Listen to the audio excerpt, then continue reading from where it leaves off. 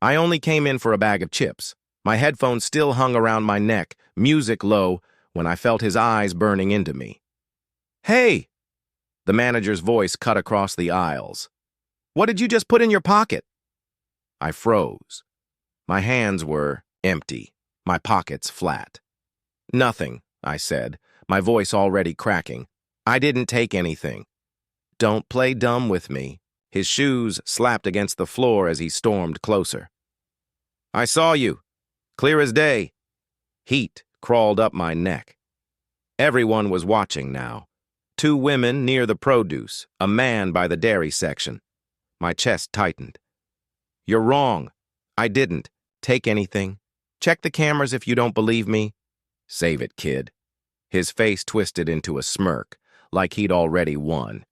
You people think you're slick, but I've been here long enough to know a thief when I see one. That word, you people, sliced through me sharper than anything else. My stomach knotted. I'm not a thief. I shouted, louder than I meant to. Heads turned, whispers spreading. I walked in, grabbed chips, and that's it. You can search me if you want. Oh, I will, he spat back. And when I find what you stuffed away, you'll regret raising your voice at me. Check the cameras, I begged again, but my voice sounded small this time, swallowed by the murmurs.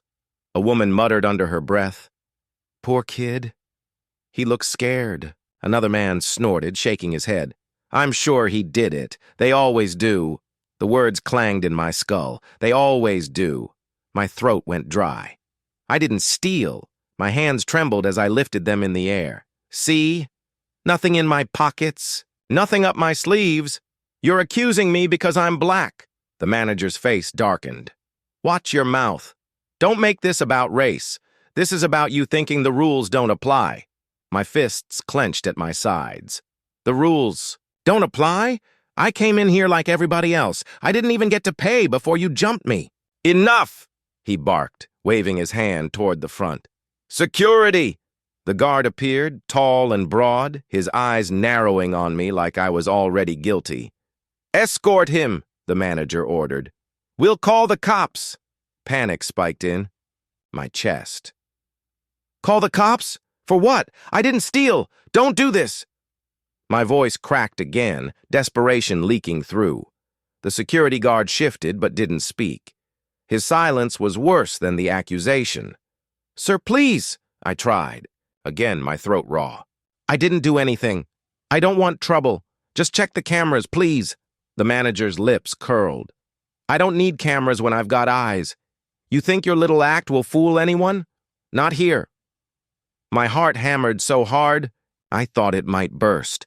Every whisper around me felt like a verdict. Every stare felt like chains tightening. Please. My voice broke.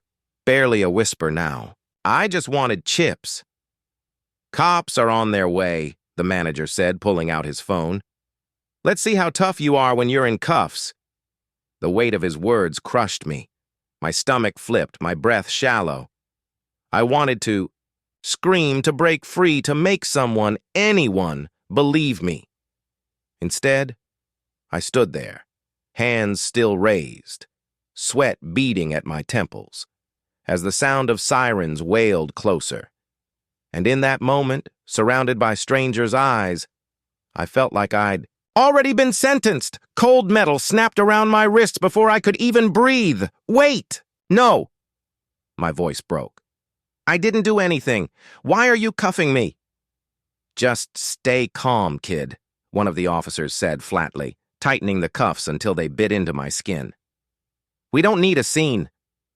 A scene? My chest heaved. He's the one making a scene. I jerked my chin toward the manager, whose smirk stretched wider with every second. You're making a huge mistake. The manager crossed his arms, smug. Told you. Caught him red-handed. Finally someone believes me. Red-handed. The words echoed, cruel and absurd. My hands were empty. My pockets were flat. I couldn't breathe past the knot in my throat. Check the cameras, I shouted. Again, desperation turning my voice sharp. Please check them. You'll see I didn't take anything. The taller officer sighed, his grip firm on my shoulder. Son, yelling isn't helping your case. My case? My stomach lurched. You've already decided I'm guilty. Just because he... I cut myself off, my pulse racing. You didn't even ask me what happened. The manager leaned closer, his voice dripping like poison. That's what happens when you think you can beat the system, boy. That word stabbed deep, hotter than the cuffs cutting my skin. I wanted to spit back, to tear his grin off his face, but the officer's hand pressed me down like I was some wild animal. I'm not a thief, I said through clenched teeth, my voice trembling. I didn't steal. You're accusing me because of what I look like. Watch it, the shorter cop warned, his eyes narrowing. Don't start playing that card. That card? My chest felt like it would burst. It's not a card. It's my life, a woman's voice cut in from the crowd. He's telling the truth. I saw him. He didn't take anything. For the first time, hope sparked in my chest. I turned toward her, eyes wide. Thank you. Please tell them. But a man scoffed from the back. You can't just take his word for it. If the manager saw it, that's enough for me. My stomach twisted. The woman's voice shook. You can't ruin a kid's life just on a hunch, the manager sneered. Lady, stay out of it. You don't know what you're talking about. Don't talk to her like that, I snapped, my voice raw. She's the only one telling the truth. The cop yanked me back, his patience thinning. That's enough. Keep quiet before we add resisting to your charges. Resisting. Charges. The words stacked against me like stones I couldn't push off. Fear mixed with rage, bubbling so fast, I could barely hold it. I'm not resisting, I whispered, more to myself than them. I'm just trying to breathe. My wrists burned in the cuffs. My face burned from the stares. Every whisper felt like it carved deeper into my skin. The manager's smirk didn't fade. Guess you're not so tough now, huh? All that attitude, look where it got you. I glared at him, fire building in my chest. If looks could burn, he'd be ashes. But my words came out broken. You'll regret this. One day, you'll regret every word, he chuckled low and cruel. Doubt it. I wanted to scream. I wanted to tear the whole store apart just to prove them wrong. But the cuffs held me. The cops' hands held me. The system held me tighter than any metal chain ever could. Then a new voice cracked through the tension, familiar, sharp, trembling with fury. What the hell is going on here? My heart lurched. My father's voice. The crowd shifted, parting like water, and there he was, his eyes blazing, his chest rising heavy, his stare locked on me in cuffs. Dad. My throat closed. Shame and relief tangled inside me. The manager's smirk faltered for just a second, but the cops didn't move. The weight of their hands still pinned me, and the cold cuffs still cut into my skin. And all I could think was, now, it's not just me they're humiliating. It's him, too. Get those cuffs off my son, now. My father's voice cut through the air like a blade. The whole store went quiet. The officer holding me shifted but didn't move. Sir, we're handling...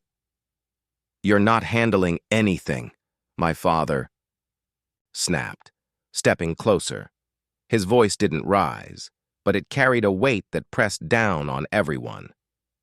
I'm his father, and I own this company. The words dropped heavy. My chest tightened, not from the cuffs this time, but from the looks darting across the room. The manager blinked, color draining from his face. You what? My father's stare didn't waver. You heard me. Every inch of this place belongs to me, including your paycheck.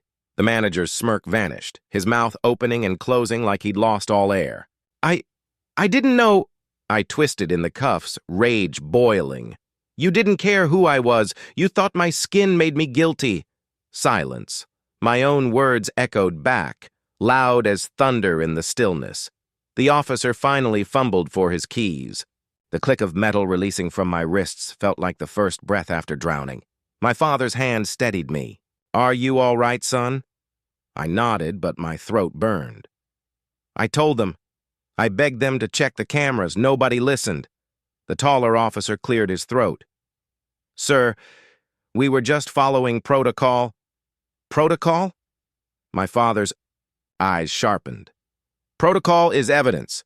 Protocol is fairness. What you did was assumption, racist assumption." I looked around at the bystanders. Some stared at the floor.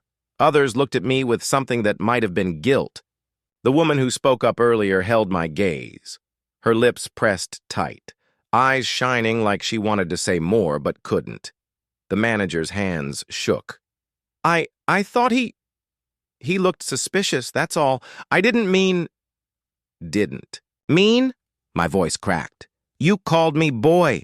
You told them I was a thief without proof. You humiliated me in front of everybody. You meant every second of it." My father's voice stayed calm, but I could feel the steel beneath it. "You judged my son by his skin before you judged him by his actions. That's not suspicion. That's prejudice." The manager stammered. I've worked here for years. I treat everyone the same." "No," I cut him off, heat rising in my chest. "You don't. You saw me and decided I fit your picture of a criminal. You didn't see a kid buying chips. You saw a thief because that's all you ever expect from people like me."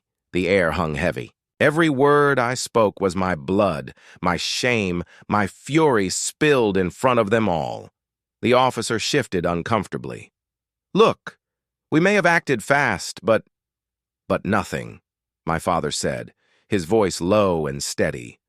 "When you cuff a child, without evidence, you send a message. You tell him he doesn't belong. You tell him his word means nothing against a white man's accusation." My heart pounded. For once, I wasn't alone in saying it. The manager swallowed hard, his face pale. "Sir, please, I didn't realize he was your son." My father's jaw tightened. "That's the problem. You should have realized he was a human being." Gasps rippled through the crowd. Someone muttered, "He's right." Another whispered, "This is bad." The manager's arrogance cracked, his voice trembling now. I apologize. Truly, I..." "Apologize to him," my father said, nodding toward me. The manager turned to me, his lips trembling. "I'm sorry. I shouldn't have accused you without proof." I stared at him, my hands still red from the cuffs. "Sorry doesn't erase what you did. It doesn't erase the looks, the whispers, the humiliation." My voice shook, but I forced the words out. "You didn't just accuse me. You reminded me that in your eyes, my skin is already guilty." The store was silent. Even the hum of the lights felt louder than the people breathing around us. My father put a hand on my shoulder, steady and warm. "We're leaving," he said firmly. "But this isn't over." I met the manager's eyes one last time. He looked small now, his earlier smirk shattered into nothing. For the first time, I saw fear where there had been arrogance, and deep inside, beneath the anger still burning, I felt it, the shift of power. For once, he couldn't deny what he'd done. I could feel the weight of every stare pressing on me, but I didn't look away from him. My wrists still burned where the cuffs had been, but the fire in my chest burned hotter. "Look me in the eyes," I said, my voice steady, though my hands trembled. "Look at me and tell me you weren't judging me because of my skin." His lips parted, but no words came. His eyes darted to the crowd, then back to me. I didn't mean it's just what?" My voice cracked sharp in the air. "Just that I looked like every stereotype you've ever believed? Just that you thought I fit the part of a thief before I even opened my mouth?" Murmurs rippled through the store. A woman near the back called out, "He's right! You went straight for him without proof!" The manager's face tightened. "I was doing my job." "No," I snapped. "You weren't doing a job. You were feeding your bias. You didn't check cameras. You didn't ask questions. You went straight to humiliation because of the color of my skin." The silence was thick. But then another voice rose, an older man by the registers. "We all saw it. You didn't even hesitate." The manager's eyes flickered with panic. I was trying to protect the store." "Protect it from what?" I asked, my chest heaving. "From me? A kid with a bag of chips? You didn't see me as a customer. You saw me as a threat." His smirk was gone, his voice small now. I wasn't." "You weren't." "What?" My words cut sharper, each one fueled by the humiliation still twisting inside me. "You weren't racist? You weren't ready to destroy my life with a lie? You cuffed me without evidence. You called me boy. Say it. Say what you were doing," he stammered. I made a mistake." "No," my father's voice rose, firm and steady. "This was more than a mistake. A mistake is dropping change, forgetting a name. This was a choice. You chose to target my son because of who he is, not what he did." The crowd buzzed louder now, voices overlapping. Some muttered agreement, others stayed frozen in silence. My father stepped closer, his presence heavy, commanding. "You will apologize, not in whispers, not in excuses, publicly, or you will face consequences you can't hide from." The manager's shoulders sagged. I already said I was sorry." "To him," my father said sharply. "But you humiliated him in front of all these people. You accused him like he was nothing. You don't get to hide your apology in the shadows. Say it here. Now." The manager's face flushed red. He glanced at the crowd, then back at me. His jaw clenched, his pride still clinging. I stepped forward, my voice steady. "You stripped me of dignity in front of everyone. You wanted to make me small. Now stand here and admit you were wrong. Look at me, not the floor. Me." He finally lifted his eyes. They wavered, guilt bleeding through. "I was wrong. I judged you unfairly. I accused you without proof. And I'm sorry." His voice cracked on the last word. A woman's voice rang out. "Say why." He swallowed hard, sweat gathering at his temple. Because I let bias blind me. Because I saw his skin before I saw the truth." The air shifted. Murmurs of shock, of agreement, of disgust rippled across the store. My chest tightened, not with shame this time, but with a strange power rising inside me. I held his gaze. That's what I wanted to hear. Not excuses, not lies, the truth. My father's voice carried like judgment itself. "You've shown everyone here who you are, and you'll answer for it. Not just today, but beyond this store." The manager's lips trembled, but he said nothing more. He stood there stripped of arrogance, his face bare for everyone to see. I breathed deep, my heart still pounding, but for the first time since the accusation I felt taller, stronger, seen. He had tried to shrink me with shame. Instead, he was the one left small. "My phone hasn't stopped buzzing," Jay said, shaking his head as we sat on the curb outside school. "Everyone's posting about what happened. Some people are even calling for a boycott." I stared at the ground, my sneaker tapping against the concrete. "They weren't there, Jay. They didn't feel it. They just see a clip, a headline. For me, it wasn't clicks. It was my life in cuffs." He leaned forward, voice dropping. "I can't believe he did that to you. In front of everybody. Like you were nothing." "That's exactly how it felt," I muttered. "Invisible. Until he realized who my father was. Then suddenly I mattered. But only because of him, not because of me." My phone buzzed again. A message popped up from Tasha. "You okay? People are furious. I'm proud you spoke up." I typed back, "Thanks. But all I feel is tired." Jay glanced at my screen. "At least people are on your side." "Some," I said, my chest tightening. "Others are saying I'm exaggerating, that I pulled the race card. Like I begged to be humiliated just for attention." He cursed under his breath. "Man, they'll twist anything. You stood there in cuffs. What more proof do they need? Another message flashed. Bro, you should have just left the store. Why argue? My throat burned as I read it. That's what they thought. That if I'd just stayed silent, I wouldn't have been dragged like that. Jay's eyes narrowed. Who sent that? Doesn't matter, I said, though the words scraped out of me. That's how people think. Stay quiet. Take it. Move on. But I'm done with that. My phone rang this time. An unknown number. Against my better judgment, I answered. This is the store manager, the voice stammered. My stomach twisted at the sound. Why are you calling me? His tone was nervous, rushed. Things are getting out of control. People are talking, spreading stories. My job's on the line. I didn't think it would blow up like this. I clenched the phone tighter. You're worried about your job? I was worried about my life when you called the cops on me. I didn't mean for it to go that far, he said quickly. It was a misunderstanding. No, I snapped. It wasn't a misunderstanding. It was you seeing my skin and deciding I was guilty. And now that people see you for what you are, you're scared. Silence. I could almost hear him breathing on the other end, shallow, uneven. Look, he muttered. I've got a family. I need this job. Can't we just let this settle?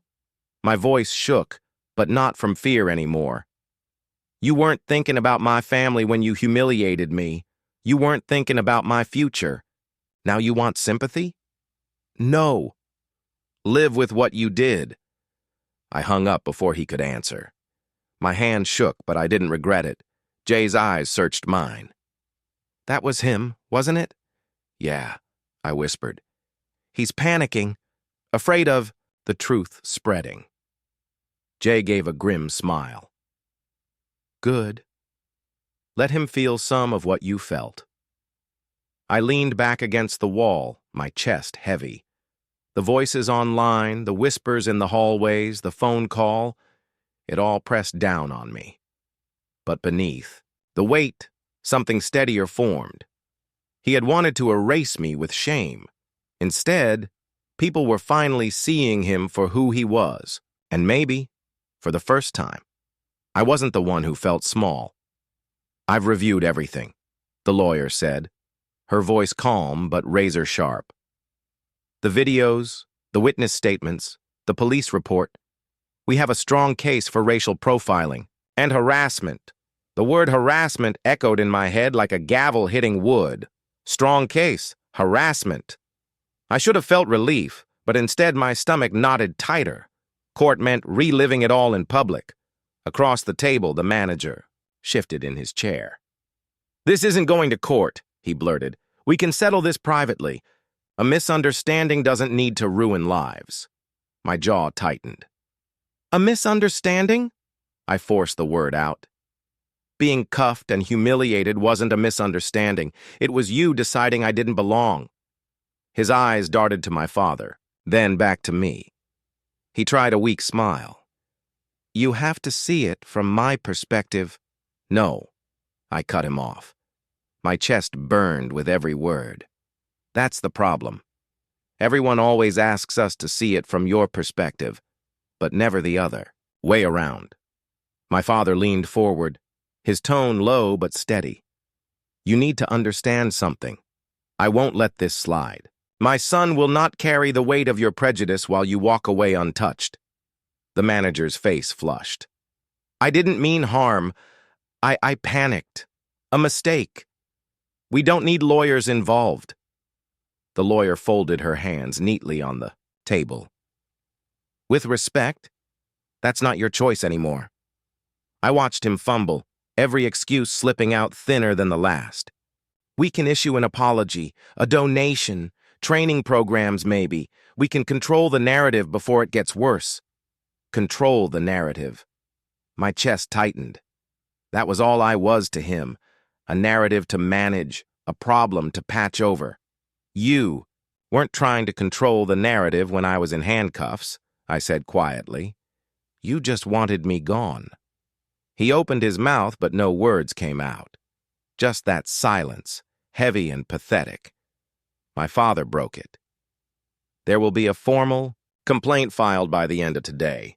You'll answer for what you did, in court, in the press, and in this community.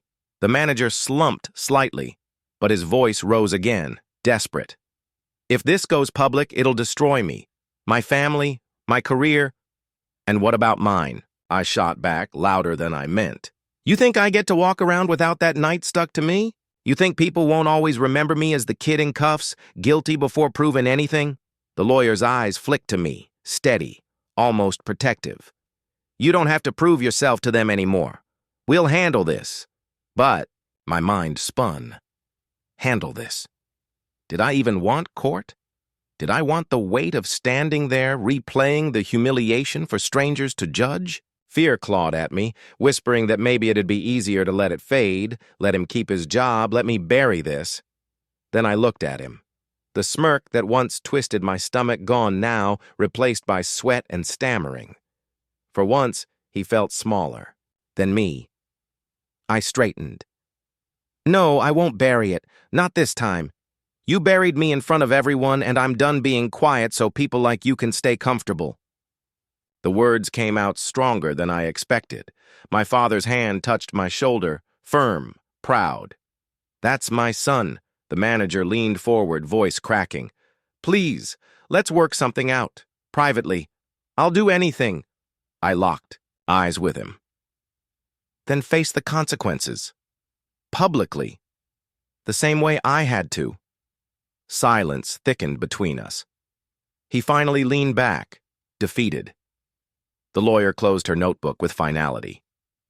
Then it's settled. A formal complaint, and we proceed legally. I exhaled slowly, the weight shifting inside me. Fear still lingered, sharp and restless, but underneath it was something steadier. A resolve I hadn't felt before. The manager wanted control. For the first time, he didn't have it, and I wasn't giving it back. The cameras felt hotter than the sun. I could hear the murmurs ripple through the crowd like a tide, pulling me in and daring me to drown. A reporter's mic pushed closer. How did it feel being accused? I swallowed, the question sharp but expected. It felt like I disappeared, I said, my voice steady but tight. Like my skin erased every part of me that was human. Until he realized who my father was, I wasn't a customer. I was a threat. Gasps and murmurs scattered through the crowd. I saw heads nod, lips pressed tight, fists clench in pockets. The manager's voice cut through, too loud, too shaky. That's not fair. I didn't mean it like that. People are twisting this. Twisting? I turned to face him, forcing him to meet my eyes. You looked at me and decided guilty. What? Part of that needs twisting? A woman in the crowd shouted, We all saw the video! Applause followed, sharp and biting. The manager's face flushed. Videos don't show everything. I was under pressure. Another reporter stepped in. Under pressure from what? Exactly. A black teenager shopping? His mouth opened, but nothing came out. The silence pressed against him harder than the questions. They never saw me as human, I repeated, louder this time, so the microphones caught every word. Not until they realized I had power standing behind me. But what about everyone? Who doesn't? What happens to them? The crowd broke into shouts. Agreement, anger, a few voices chanting justice, justice. He tried again, his words tumbling out like loose stones. I've worked in this store for years. I've treated everyone fairly. This was an isolated mistake. I leaned forward, my voice low but carrying. Look me in the eyes and tell me that. Tell me you weren't judging me because of my skin. He glanced at me, then away. I didn't mean... Say it. My chest burned, but my voice stayed calm. Say you didn't judge me. His lips trembled, and nothing followed. Just stammering, just silence. The crowd filled the gap with groans, with angry calls, with one clear voice shouting, He can't say it because it's true. The cameras caught his weakness, the way his shoulders folded in. A reporter angled toward me again. What do you want to come from this? I took a slow breath, steadying the fire inside me. I want people to stop pretending mistakes explain racism. I want people to stop excusing humiliation as if it's just policy. And I want him, I pointed at the manager, to face the consequences the same way I had to, publicly. The applause hit like thunder. His voice cracked, desperation leaking out. I've already apologized. I can't take back what happened. No, I said quietly, leaning into the microphone so the words pierced. You can't, but you can own it. And right now, you're still running. The crowd roared again, some clapping, some jeering, all of it aimed at him. For once, none of it at me. My hands shook, not from fear, but from release. For the first time since that night, I wasn't trapped in silence. I wasn't invisible. I wasn't powerless. The manager lowered his head, sweat clinging to his forehead. His arrogance had cracked. The world saw it, and I finally felt like I could breathe. The room was heavy with silence until I broke it. Look at me, I said, my voice steadier than I expected. Look at what your ignorance did. Do you feel any shame? The manager's eyes darted toward the table, then back at me as if he wanted to sink into the wood. I didn't mean for it to happen like that. I was just doing my job. Your job? My throat tightened, but I pushed forward. Your job is to serve customers, not to strip someone of their dignity because of the color of their skin. He shifted uncomfortably. It was a misunderstanding. My lawyer leaned in, sharp as glass. A misunderstanding backed by profiling, by humiliation, and by the video that now speaks louder than your denial. Call it what it is. The manager swallowed hard, his face blotchy. I wasn't thinking clearly. Father's voice cut through like thunder. Not thinking clearly? You singled out my child because of prejudice. You called suspicion judgment, and you expect us to believe it was nothing? The witnesses stirred, some whispering, some shaking their heads. One spoke up, a woman whose voice trembled with anger. I was there. He didn't question anyone else, just him, just because he was black. Her words pierced the air, undeniable. The manager's lips moved soundlessly before he stammered, I regret how it looked. How it looked? I leaned forward, my chest burning with the weight of every moment. It's not about how it looked. It's about what it was. Do you know what it feels like to stand in a store and realize you're not seen as human? To know the second someone lays eyes on you, you're already guilty? The room went quiet. For a moment, I thought I'd lost my voice. But then I realized everyone was listening, really listening. I can't undo it, he whispered. No, I said, steady this time. You can't. But you can stop hiding behind excuses. You can own what you did. He shook his head weakly. My reputation, my job, everything's on the line. Father leaned forward, unflinching. Your reputation? Your job? You put a child's dignity on the line. You humiliated him. The damage is already done. You just don't want the world to see it. My lawyer followed, her tone cold. Accountability isn't a choice. You don't get to decide when your actions matter. He rubbed his forehead, his voice breaking. I never hated him. I cut in, sharp. But you didn't have to hate me to hurt me. That's the thing you don't get. Racism isn't just burning crosses. It's the small humiliations, the quick suspicions, the way you make someone carry guilt they never earned, the witnesses murmured, their words swelling behind me like a tide. That's right, one said. We saw it, another added. He can't deny it anymore. The manager's shoulders slumped, his arrogance, his defenses, all crumbling piece by piece. I'm sorry, he said finally, his voice barely audible. I'm sorry for what I did. I studied him, waiting for the anger to cool, but it didn't.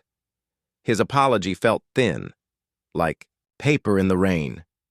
"You're sorry now," I said softly, "because everyone is watching. But where was that when I stood alone in your store treated like a criminal?" Silence again. This one felt different, final, like the weight of truth had settled in the room. Father's voice carried the closing blow. "You'll live with this mark. Every person here will remember. Your credibility is gone because you destroyed it with your own hands." I felt my chest expand, air filling spaces where shame used to live. For once, it wasn't me drowning in silence. It was him. And as I looked around, I knew. His downfall wasn't rage or fists. It was truth, spoken out loud where everyone could hear. "I still can't believe you stood there and said all that," my friend Malik said, shaking his head. "You didn't even flinch." I was shaking inside, I admitted. My legs felt like they'd collapse, but I couldn't let him see that. "You didn't just hold your own," Aisha added. "You turned it around. People finally saw him for what he is." Her words gave me a strange mix of pride and sorrow. I'd won, but it didn't erase the scar. Father placed his hand on my shoulder. "You handled it better than I could have. I would have lost my temper. You chose control." "I had to," I said softly. "For everyone who isn't seen. If I broke, it would have been their excuse to dismiss me." He nodded slowly. "That's strength. Don't mistake restraint for weakness. What you did took more courage than shouting ever could." Malik leaned forward, frustration bubbling in his voice. "But why should you even have to be the one teaching lessons? Why does it always fall on us to be calm, polite, patient, when we're the ones being crushed?" "I've asked myself that every night since it happened," I said. "The truth is, I shouldn't have to. But if I didn't, he would have walked away untouched, and I couldn't let that happen." A voice from the back of the small gathering called out, "You made us proud!" A woman I barely knew stood there, eyes bright with emotion. "You gave words to what we feel every day but never get to say out loud." Her voice cracked, and my chest tightened. I wasn't just carrying my own story anymore, I was carrying pieces of theirs, too. Then another man, older, his arms crossed, muttered, "Don't go thinking this fixes anything. One manager goes down, another takes his place. Nothing changes." His bitterness stung, but I met his eyes. "I know one victory doesn't end it, but silence never will either. At least now people are talking. At least now they can't pretend. It's invisible." He didn't reply, just looked away, but I saw the flicker in his expression, the kind that hides agreement under anger. Father spoke again, his tone heavy but warm. "What matters is, you didn't let them define you. You spoke your truth, and you'll carry that longer than the shame they tried to put on you." "I still feel it, though," I confessed. "The moment he accused me, the way everyone stared, that doesn't vanish just because he crumbled in front of a crowd." Silence settled over us, broken by Aisha's voice, soft and deliberate. "Healing isn't clean, it's messy. But look at us. We're sitting here together because you refuse to stay quiet. That means something."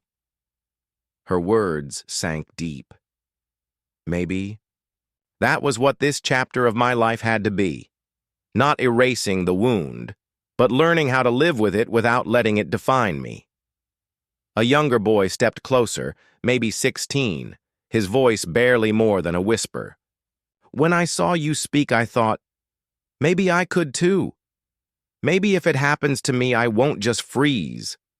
I swallowed hard. His face reminded me of myself years ago, afraid, unsure, praying to be invisible. "Don't ever let them convince you that your silence keeps you safe," I told him. "It only keeps them comfortable. Your voice is your weapon." He nodded, eyes shining. Malik broke the moment with a half smile. "See? Now you're out here giving speeches. Maybe you should run for something," I laughed, but it caught in my throat. I'm not looking for power. I want to live without being hunted in a store, that's all. Father's grip tightened on my shoulder. And that's why your words hit harder than any law book. You spoke for survival, not ambition. The community murmured in agreement, voices blending, support, hope, even some doubt. It wasn't a clean ending. It wasn't supposed to be. I sat there, taking it in. The love, the tension, the pride, the lingering ache. Victory didn't erase the pain, but it gave me something else. Proof that my voice mattered, and for the first time in a long time, I believed it. I never felt this proud, my father said, his voice steady but soft, almost like he was afraid of breaking the moment. I looked at him, searching his face. Proud? Even after all the chaos, the ugliness? Especially because of it, he replied. Anyone can stand tall when life is easy. But you stood tall when they wanted you to crawl. His words pressed against me like a weight and a shield at the same time. My chest ached, not from pain, but from something deeper. Recognition. Inside me a voice whispered, "They will remember you, not for fear, but for truth." I didn't think I could do it, I confessed, almost ashamed to admit it now. The whole time, I thought I'd crack, that my voice would fail me. Father leaned back, shaking his head slowly. Your voice didn't fail. It carried. It cut through lies. That's all we can ever ask for. But was it enough? My thoughts asked me. One confrontation doesn't erase years of being unseen. One courtroom doesn't dissolve the stares, the suspicion, the doubt.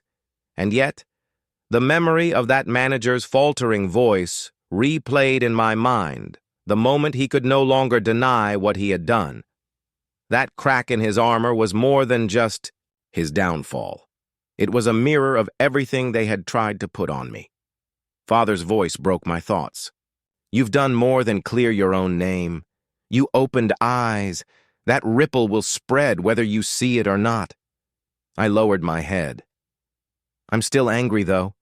Angry that it took this for anyone to believe me. Keep the anger, he said firmly. But let it guide you, not consume you. Anger without purpose burns you alive. Anger with purpose lights the way. His words lingered, carving into me deeper than I wanted to admit. Quiet power, I thought. That's what this is, not shouting, not fists, just standing in truth long enough for it to echo louder than hate. I turned to him again. Do you think they'll forget? In a week?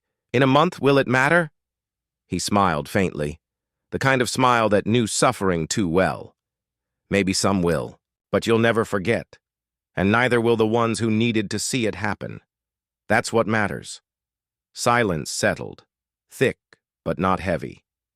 I breathed it in, felt the calm after the storm. Inside me, the voice returned. You are not what they called you. You are what you proved yourself to be. I whispered it aloud, almost without meaning to. They will remember me, not for fear, but for truth.